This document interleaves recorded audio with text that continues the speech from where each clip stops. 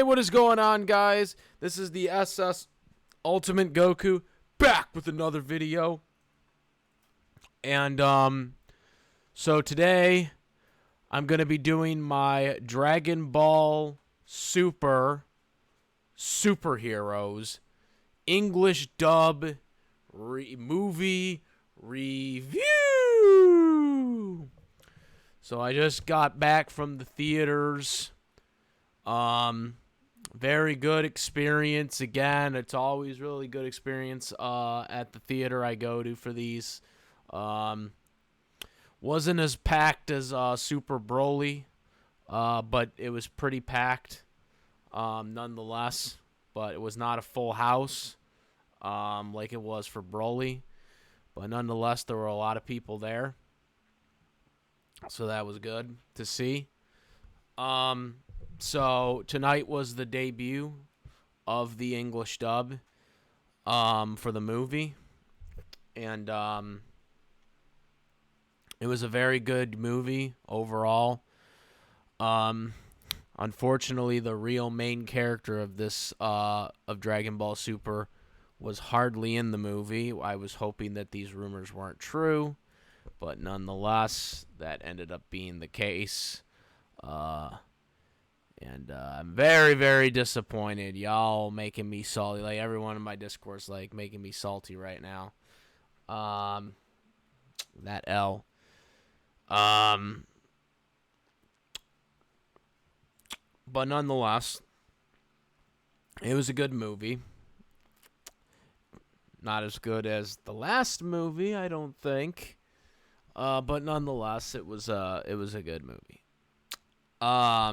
Anyways. So, the start of the movie goes into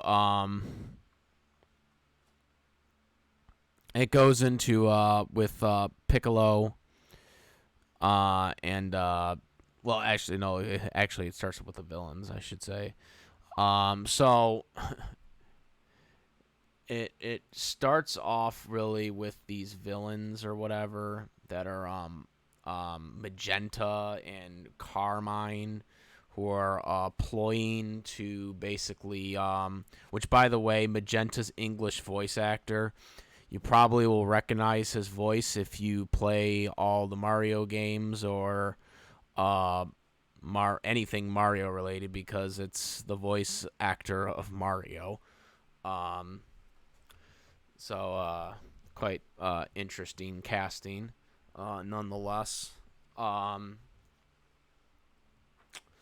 But anyways, so basically Magenta is the villain of this, and yes, Magenta is a guy. He is basically secretly trying to resurrect the Red Ribbon Army, which they go through this whole highlight of when Goku defeated the Red Ribbon Army when he was a kid.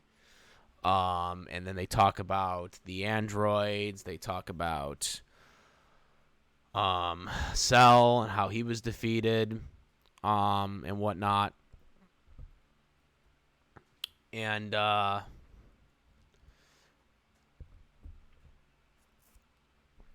they basically are ploying to take over bring back the Red Ribbon Army and take over the world. Now, there is this scientist, I know a lot of people, because I remember when trailers were coming out for this, a lot of people were saying this doctor guy was a kid. But that was debunked within the early stages of the movie, because they said this guy was like 24 years old. So this guy, Dr. Hedu, yeah, kind of weird name, but Dr. Hedu was basically the grandson of Dr. Sharobe. And ironically enough, which, you know, if it wasn't for the other stuff in this movie that occurred, I wouldn't even give my initial reaction to this. Android 21 from Dragon Ball Z Fighter Z is officially canon in the Dragon Ball Super Dragon Ball Z universe because she is now officially confirmed to be in the series, not just the video game. Um, she was, I guess, his mother, and or at least I think that's what they said. I may have missed it. They're related somehow, though. And then they showed Android 16 too, and I know 16 in the game was like supposed to be like a modeled after her son or something like that. Um,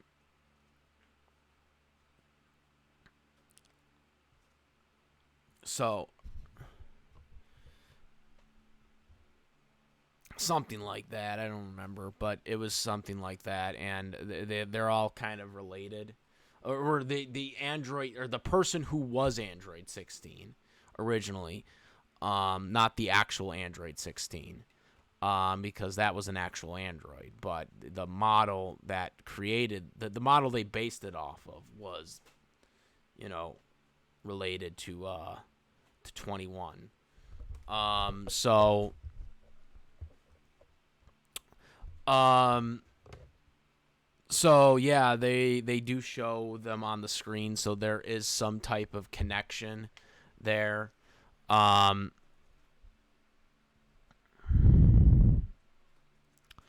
but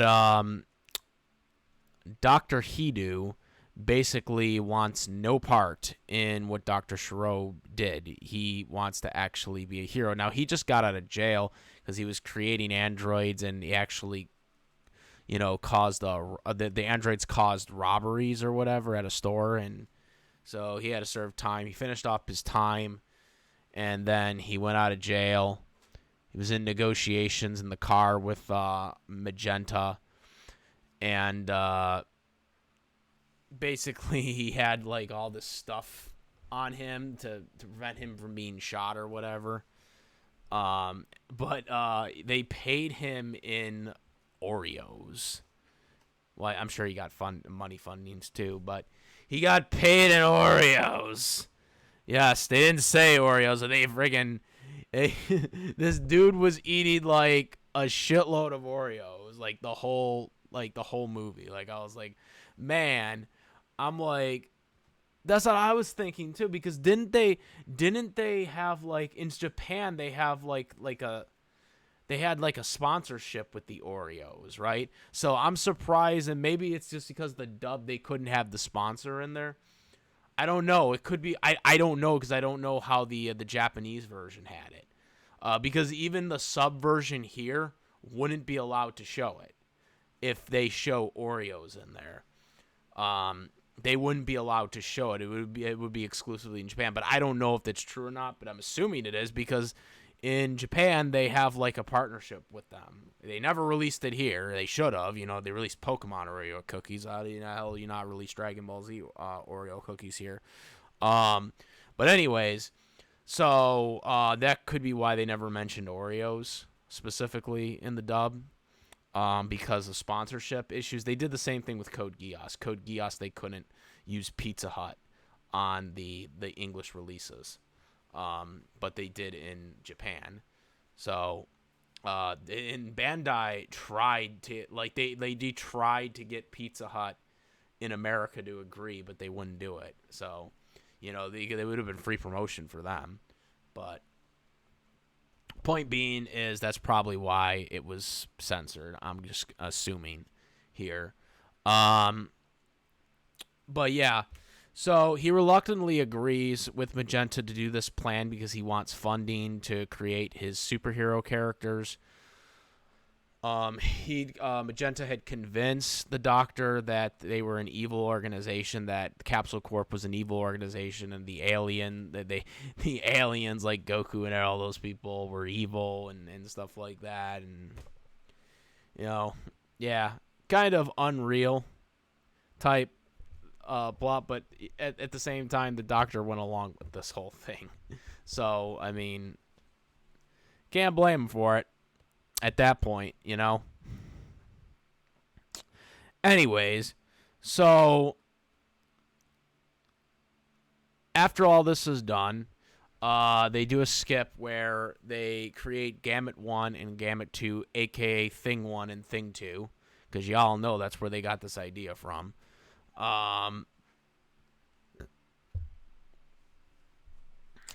Y'all know it's true deep down in your souls. Anyways, so Gamut 1, Gamut 2. Well, actually, no, just Gamut 2, actually. Surprisingly, it was Gamut 2 that was the one that first appeared, not Gamut 1. Gamut 2 basically confronted Piccolo.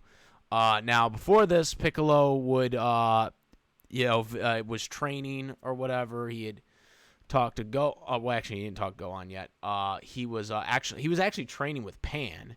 He was actually training with Pan, trying to teach her how to fly, which was interesting because, the way they were showing her how to fly in this is nothing like how Gohan taught Videl how to fly. Because if you remember, in Dragon Ball Z, Videl learned how to fly because she took the energy out of her stomach. She took that ball out of her stomach, and because of that, that allowed her to fly. In this, they kind of just let her learn naturally. I was like, okay. Which she doesn't pick it up, unfortunately. Then I guess they do a skip where she's in preschool, and then Videl calls Piccolo up and basically asks if she can pick him up because Gohan's doing some biology work and she's doing some other errands. So she wants Piccolo to pick her up. And also in here, they said that she was 3 years old, not 4, which that would mean this was a year before the tournament, because the tournament at the end of Dragon Ball Z with Pan in it was she was 4 years old. So this does take place about a year or so before the tournament. So anyways, the martial arts tournament. So basically, Videl asks she would get. Basically, Videl told Piccolo if she does this errand that she would get him some ice cream, but Piccolo said he doesn't eat stuff like that. He only uses water or whatever because he doesn't need to live on real life food. So then Videl's like, I'll just get you a plushie then.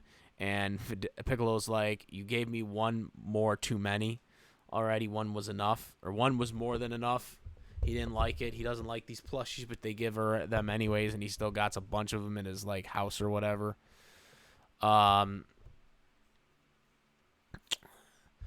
So that was going on there. After he reluctantly agrees to this, then he confronts Gohan and talks about, you could be the strongest person on Earth right now if you kept up with your training, and whatnot. And Piccolo and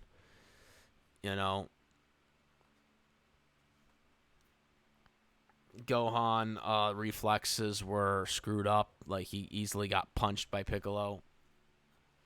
Piccolo makes him put on the the armor. He can't barely walk on him or whatever. And so he tells him to stick with his training. He does end up going to pick up. Well, he's gonna pick up Videl. That's what he agreed to. But then he goes back to his training spot or whatever. And this is where he then is confronted by Gamut 2. And Gamut 2 basically attacks him and says he has to take him out. Gamut does get the upper hand. Thinks he had took him out, but he really didn't. But Gamut 2 leaves. Piccolo then, realizing on the opportunity, he wants to see what he's up to. So he follows him to the Red Ribbon Army secret base. um, in which he finds out all this stuff about their plans, and they also talk about this um, master cell. It was called the master cell or whatever. That's like the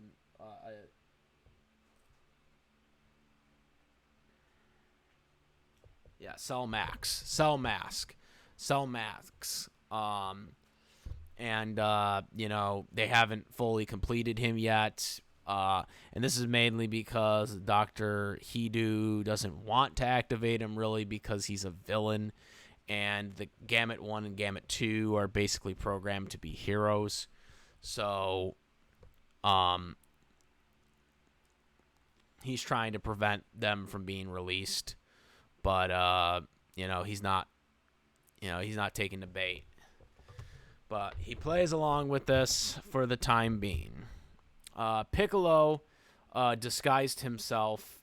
He beat up like a guard, and he took his uniform or whatever and disguised himself as one of them. Disguised him so he can infiltrate what they were planning. Once he realized what they were planning, how they were going to go after Goku and Vegeta, who were the main bosses, they talked about Gohan. They talked about they even talked about Hercule Satan. Yes, they actually called him Hercule in this, which surprised me because the entire Dragon Ball Super series, they didn't call him Hercule at all. But they actually called him Hercule in this. I couldn't believe it. They called him Hercule Satan in this. But not one time, I don't remember one time in Dragon Ball Super they called him Hercule Satan. They just called him Mr. Satan the whole time. But in the movie, they called him Hercule Satan. Like, why didn't you call him Hercule in like in the Super series? Because there are a couple times you could have said it, but they didn't. But anyways, so they talked about that. I don't think they mentioned Future Trunks on here though. Because like they mentioned, they had seen it because they had shown the battle of when he took out Frieza, but they didn't have him as a target though. So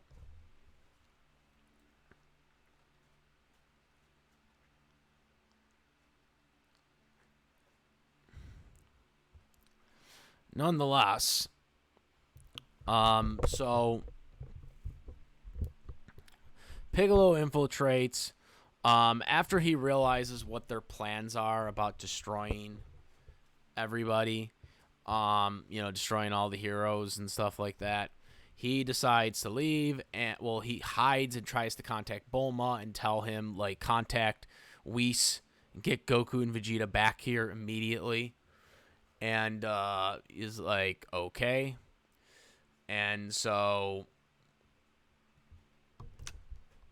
she tries to contact them, but they're quite occupied at the moment, and she does not get a hold of Whis. And this is because during this time, Goku and Vegeta are sparring. There is the cook from the Freezer Force, as well as Chie, who is there as well.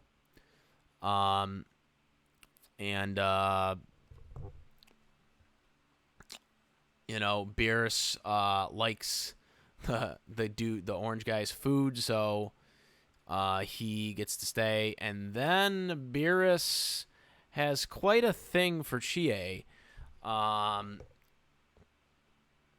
In this, I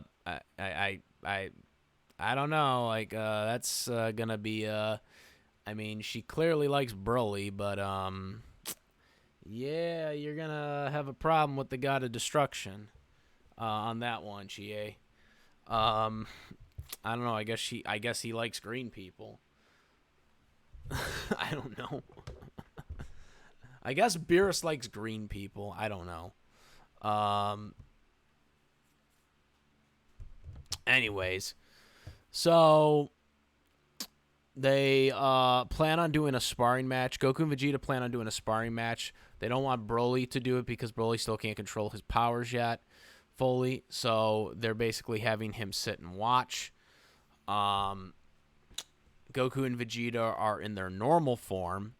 No ki blasts, just physical fists and kicks.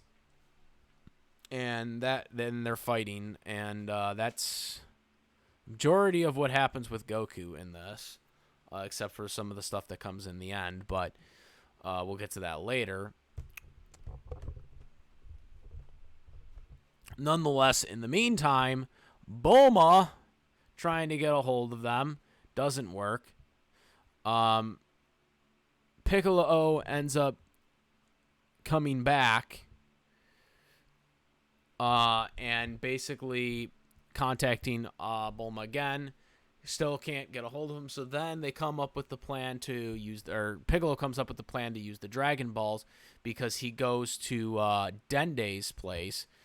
And what Dende says is because he wants him to do what the Grand Elder did, and that's unlock his potential, which is kind of weird because at this stage of the game, it's Piccolo kind of already unlocked his potential a long time ago. But I guess this is a fallacy at this point. But nonetheless,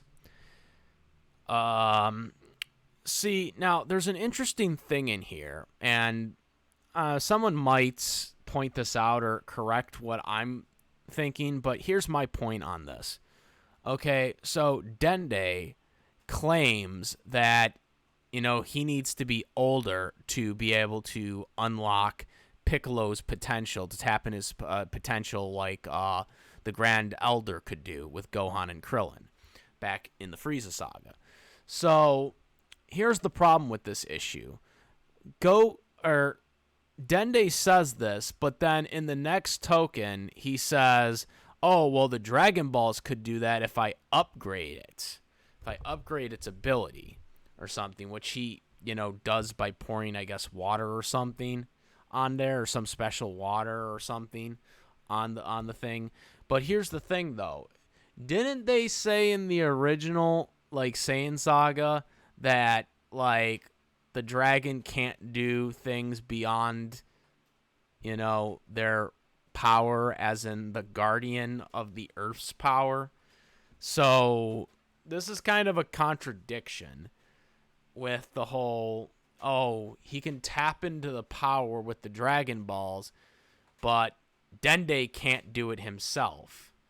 Dende can't do it himself, but his Dragon Balls can, even though, he's not supposed to be able to do anything beyond his power. Yeah, that's a little plot hole right there. But anyways, contacts Bulma, goes back to Capsule Corp to use the Dragon Balls to tap into his potential. And then Piccolo, instead of realizing that he could use the second wish to have Goku and Vegeta teleported to the goddamn back to the Earth, he decides to give the two damn wishes to Bulma, who wishes basically for her ass to be bigger and I guess her face or something as her third wish, because now they have three wishes. Yeah, that was kind of stupid. I know. I that's not even the most pressing part. Remember, Goku said her sogging things were sogging. Why didn't she wish on that first? Right? That's what I thought she would have done first. But no, she was just like, I want my ass bigger. Right? I mean, hey, Goku said it, But anyways, so yeah, it was quite interesting. that they wasted the 2 wishes, and then afterwards Bulma realized, oh, we could use the Dragon Balls to do this. Yeah, conveniently after the wish. And Piccolo was like pissed, but then, you know what, he didn't think about it either. So yeah, I was kind of disappointed because I wanted to see Goku come into action. Goku would have easily taken care of this shit. Like, he would have taken care of this. Well, if Goku had come, if Goku and Vegeta had come, they would have destroyed Gamut 1 and Gamut 2 easily. Because they were way stronger than them. Especially if Goku went Ultra Instinct. Like, they would have had no chance. They would have had no chance against Ultra Instinct.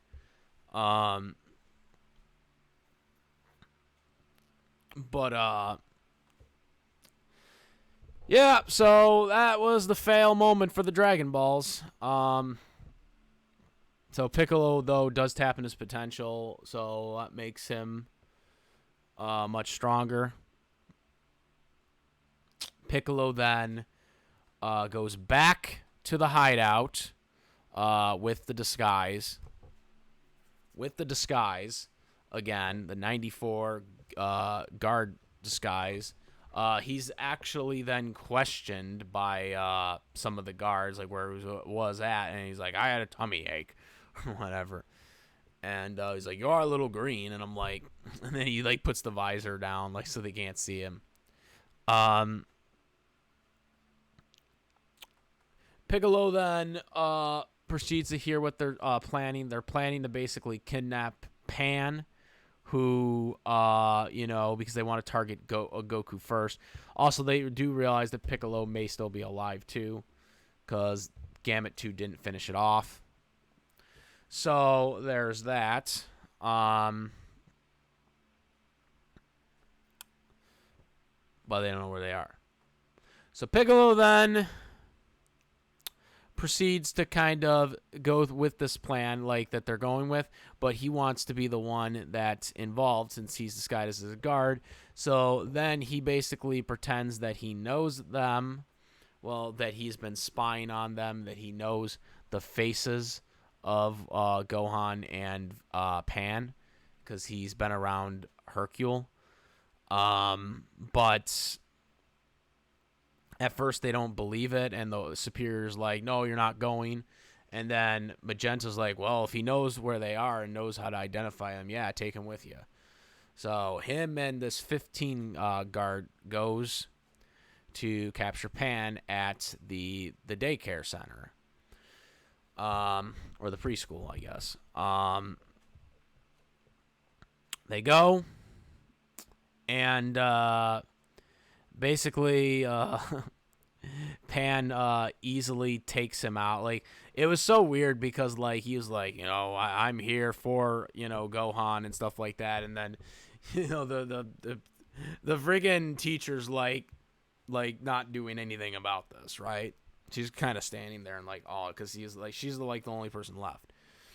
And she just like easily punches him and knocks him out.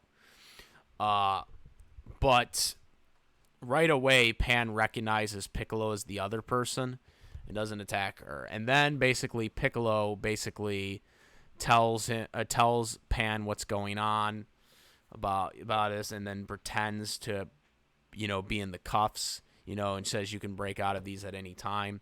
Just pretend that you're captured. So when the guy gets up, he, says, see, I handcuffed him.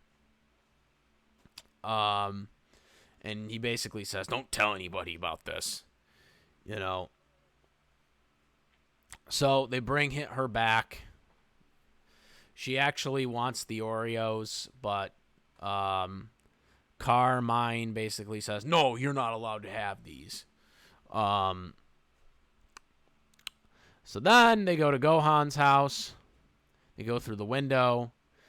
And surprisingly enough, Gohan does not realize that it's Piccolo in this, disguise, as well as, but the other person is the one who confronts him. He gets his ass kicked.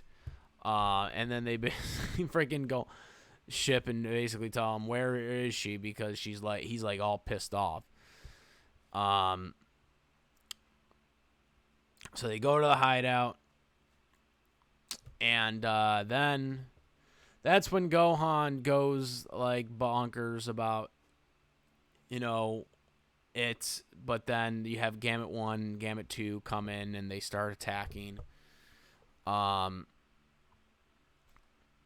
Piccolo and Pan, in the meantime, are basically playing pretend because, again, this was, he instructed her on what was going on. So then Piccolo basically tells Pan to pretend that, that she's being harmed by him, which isn't real true. But this is done so Gohan can, like, power up even stronger. And he, because he was already in Super Saiyan by this point when he was fighting Gamut 1 and Gamut 2. Then when Piccolo pretends to be harming Pan, this is what leads to Pan. This is what leads to Gohan going to Mystic, his Mystic form, transformation form, and then this leads to him, getting the upper hand and whatnot on Gamut 1 and Gamut 2. Starts opening cans of whip asses. But he's still not far aligned with this, because, again, they are, there are two of them. So Piccolo then comes in to help. Again, all this time, Gohan never once realized that he was disguised as one of the guys and that Pan was in on this, essentially, this whole thing, to get him to power up. So then Piccolo then comes out of his outfits and basically helps him fight.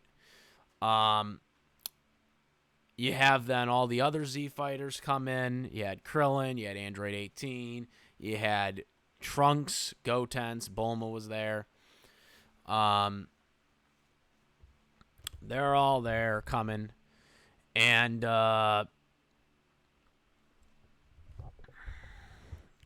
end up trying to help out. Gotenks and Trunks do the fusion dance. But they fail, so they go into Fat Gotenks, and that really doesn't get them anywhere. But they when the fight comes down to this, Piccolo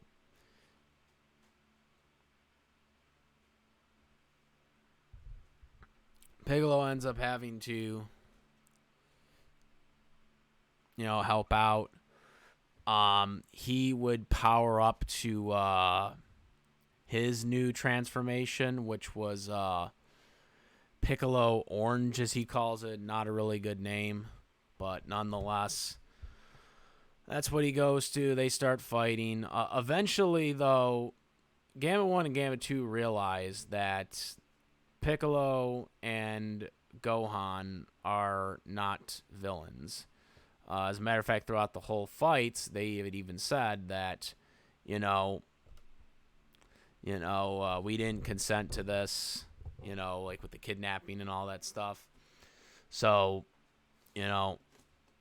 they weren't at odds with this. And there was a discomfort between Magenta and Dr. Hio.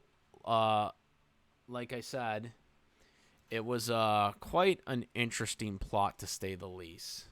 Both of these two got in with one another, but both had different outcomes on what they wanted to do. And it really kind of meshed up with a lot with the plot of the movie.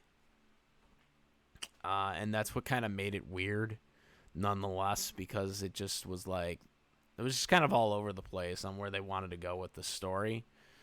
Nonetheless, after they decided not to do this anymore, Carmine and Magenta basically start running to the lab Carmine gets captured, but Magenta gets away. He meets Dr. Hio in the lab, and they basically fight it out because they both have this armor, so they can't be shot. In the end, Magenta, as he is being poisoned by the doctor's bee bug robot or android bee thing or whatever, he does press the button to activate Cell Max, which is I guess the villain of this. Not the actual Cell, but a new Cell. It kind of looked like the second form Cell, with some big buff stuff going on. Kind of missed the mark. I wonder who even did most of it, because Cell doesn't really talk in this. So I wonder if they got the Cell voice actor come back for this. Not that it really mattered because he doesn't really do anything. He doesn't talk. So the Gamuts, Gohan, Piccolo powering up to that that orange Piccolo form. Piccolo also actually eventually does the giant form thing, which he hadn't done since Dragon Ball.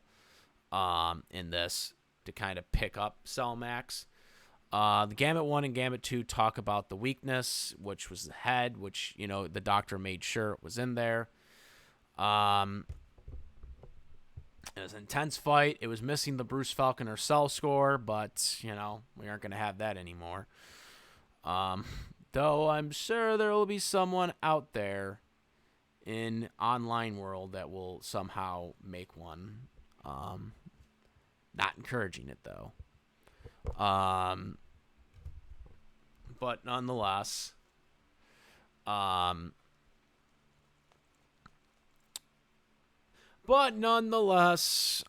the end, they do the fights. Really good scene. Gohan basically, Piccolo is like distracting him. Is distracting the Cell. And as Piccolo is literally on the brink of death because Cell Max is, he's fighting. Well, first Gamut 2. We gotta talk about Gamut 2 because Gamut 2 basically sacrificed himself to try and kill Cell Max with the skull or whatever, to break the skull of his head, which ultimately failed. He only got his arm. So he's out of the commission. Gamut 1 gives him to Dr. Hio, who's knocked out as well at this point. So once he fails to do what he needed to do, then Piccolo tries. Piccolo gives Gohan one of the senso beams because the other senso beam he dropped earlier. Because earlier in the movie, Piccolo did get 2 senso beams from Korin. But Piccolo then proceeds to go on Piccolo Orange, and starts to try and continue to attack and distract him as much as he can, so Gohan can power up with his senso beam. But as this is going on, Gohan is getting more upset because Piccolo is getting beat and is on the verge of dying. That this leads to Gohan going a new transformation that is completely unrelated to all the other new transformations, which kind of annoys me because Gohan should have gone Super Saiyan God or Super Saiyan God Super Saiyan, because it's there's no consistency anymore. It's now you got Rage, you got the Rage form, you got the whatever this form is called. At first I thought this was an Ultra Instinct, but then I was this can't be Ultra Instinct because Gohan's hair is fully spiked, like a Super Saiyan, but it's larger or whatever. It's a larger hair portion of a spike. And I was can't be Ultra Instinct because Ultra Instinct doesn't have the fully spiked hair. It just has Goku's base form hair as, gray. So it can't be that. And his eyes are red. So it can't be that. Should also point out that apparently Gohan can see perfectly fine in Super Saiyan form, but he can't see while he's in base form, apparently, because he needs glasses. Um, uh, Not exactly sure when he got diagnosed, because it had to be later on, because he didn't have it like when he was he didn't have it when he was a teenager, right? When Buu Saga. So definitely was later on. But yeah, Piccolo made a joke about it. It was like, it was like, do you magically get eye vision when you're like in Super Saiyan? Like, I was like, yeah, what's going on with that? Um, but yeah, he goes this new transformation.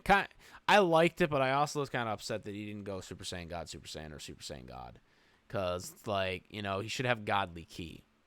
All these like new ones that aren't involved Godly Ki. It's just like, well, what? You know what I'm saying? What? But nonetheless, Gohan does this new transformation. I don't know if they never said an official name in this movie. I don't know if someone has dubbed a name or if there's a fan name out there. But as of right now, I'm gonna imagine it's just gonna be called Super Saiyan Gray. You watch, it'll just be called Super Saiyan Gray because everyone's lazy these days when it comes to naming. But nonetheless, Gohan goes in this transformation and basically beats the crap out of him, the Cell Max, and does the special beam cannon to take him out. He takes out his head, and ironically enough, they actually do the space like thing with the blue line, like they did when the original Cell was killed off, which I thought was kind of cool.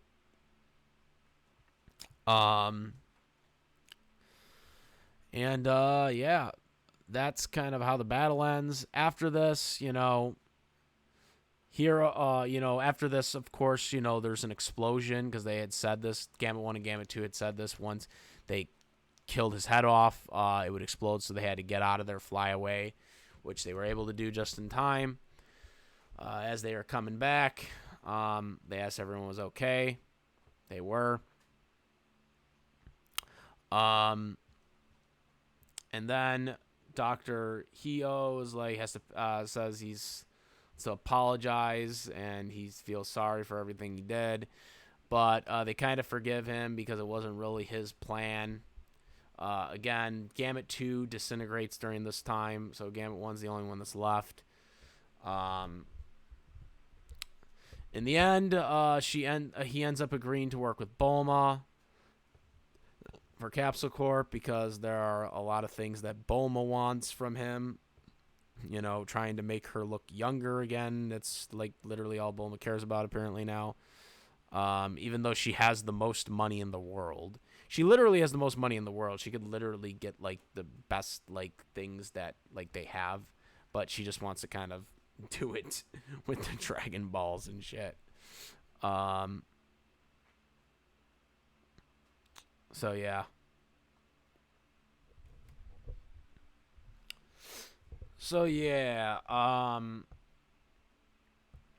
They kind of agree to do this, and Gamut is with them as well.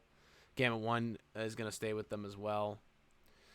Android 18 didn't seem to be so happy about it, but nonetheless, that is how this ends. They go to credits, and credits have like kind of like some pictures with the credits as well. I didn't see all of them. And then at the end, because there was actually another end, they show Goku and Vegeta at the end of their sparring match, which sadly somehow the Goku fell down first and Vegeta won. I was so pissed off about that. That was some bullshit right there. Whis does finally get in touch with Bulma, and Whis asked what the problem was, and Bulma didn't say anything and basically said, "Oh, we have it under control now. You missed it." And you had it end that way with Broly and all of them, like, happy about what they were doing, and Chia was basically like, "Oh, men as usual," and that was the end here for it. It was a good movie. There's a lot of stuff going around that just didn't make sense. They were just kind of doing to commit the plot, and there wasn't a full commitment here. Like, it was like, well, these guys partnered up. They partnered up, and it really was just kind of a mixed dynamic. Um, you knew that he was bad, but you still joined him anyways. You could have just You could have just had him make the Gamut, because I think Gamut 1 and Gamut 2 were made first. So why didn't they just make Gamma 1 and Gamma 2 and just I'm not going to help you make Cell Max anymore. Just the plot was just kind of all over the place. But anyways, not one of the best. Definitely this Dragon Ball movie definitely lacked a lot compared to the other movies. And I'm not just saying that because Goku had less screen time in this one, but it legitimately was all over the place. It didn't have a real fixed plot, I don't think. In my personal opinion, I would give this a 7 out of 10 if I was giving it. It was a good movie, don't get me wrong. I liked the movie, but the plot, a lot of the things that were going on in this movie were just kind of all over the place. Where they wanted to go with it. But nonetheless, I had a blast at my local movie theater. I hope you guys did too. My movie theater had a we had a cosplay contest, but it was just me and someone else. Someone that I cosplayed as Goku and someone cosplayed as a Gohan. And we just kind of had a Kamehameha off because we were the only two that cosplayed. They sold some artwork poster, like a custom exclusive poster from like an actual artist. And because I was one of the two people that had a cosplay, I won a official Dragon Ball Super poster, like the official one that you see here. Which also actually had my theater on in the middle of it, as well as Toei Animation and Crunchyroll on the two sides. So I won that, as well as a candy bar and some Japanese drink, which I'll probably never drink. I'll probably just give it to someone because I only drink apple juice and water. So, yeah, quite an interesting experience. As a matter of fact, before the movie started, North Park Theater actually like edited like a scene together from the Cell and Team Gohan fight, like the ending of the fight, their battle at the end of the Cell saga, where Cell ultimately is defeated by Team Gohan. And it was also, not only was the English dub, but it was also with the Bruce Falconer score. Like, they literally made sure they used the Bruce Falconer score, which I just thought was awesome. They also showed the filler driver's license test episode between Piccolo and Goku. After the Cell and Team Gohan fight. And that was also with the Bruce Falconer score. Right, and that was before the cosplay contest as well, and that was before the movie. But I loved how they did that. It was just awesome. North Park Theater like really puts like good stuff together. They know what the fans want. And so I just thought that was really cool because they did it very similar. They did a very similar thing with Dragon Ball Z last time when Broly was coming out. They showed like multiple different Goku fights with the Bruce Falconer score, like, which I thought was awesome. So really cool experience. And I hope you guys had a good experience at your theater as well. whichever one you went to. Um, Probably will definitely go see this again. I encourage more people to go see this. We want to break the record for anime record in the United States. Broly was in second after its run. It recently got beaten by Demon Slayer. We got to try and break that record again. I heard that there was not very good promotion by Toei Animation in Japan, so it didn't make as much money in Japan. But that does not mean we can't make a lot of money here in the United States. So I encourage a lot of people, if you didn't go tonight, definitely go on the official opening night on Friday. I definitely would encourage it. Really good movie. Definitely the least of the four that came out, but because of plot issues and not enough Goku in it. But nonetheless, I enjoyed this movie. I hope you guys did too if you went to go see it. If not, go see it. Try to avoid the spoilers if you haven't seen the spoilers or if you haven't seen the subversions illegally. Try to avoid that. Watch the English dub. As a matter of fact, most screenings are the English dub. There's only a couple sub-screenings this time, which is the first time they've ever done it. But most of the screenings are the dub, which is good because that's where the money is at. It should be that way for all the animes, but they only seem to do it with Dragon Ball Z. So, yeah. Let me know what you guys think about this movie. Like I said, I enjoyed it. Long review. Hope you guys enjoyed it. If you guys seen it, comment, rate. If you like to read my reviews, please subscribe. And that is about it, guys. I